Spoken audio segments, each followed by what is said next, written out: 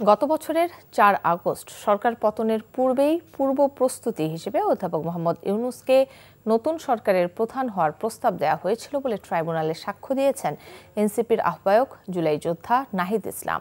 আজ শেখ হাসিনা, আসাদুজ্জামান খান কামাল ও চৌধুরী আবদুল্লাহ আল মামুনের বিরুদ্ধে দ্বিতীয় দিনে দেয়া সাক্ষ্যে তিনি জুলাই আগস্ট হত্যায় জড়িতদের কঠোর শাস্তি দাবি করেন।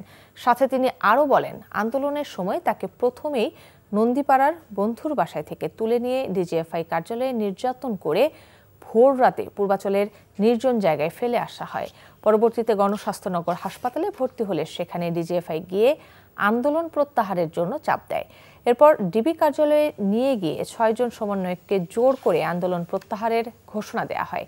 পরে সাংবাদিকদের কাছে নাহিদ ইসলাম অভিযোগ করে বলেন, এখনো জুলাই আগস্ট আন্দোলনে হত্যায় জড়িত সেনা কর্মকর্তাদের গ্রেফতার করা হয়নি। আন্দোলনের পক্ষে অবস্থান নেওয়ার চেষ্টা করেছি, বিশেষত অনেক সাংবাদিক সেনাবাহিনীর যে সকল কর্মকর্তার বিরুদ্ধে অভিযোগ রয়েছে তাদেরকে কিন্তু ১ বছরের মধ্যেও গ্রেফতার করা হয় নাই।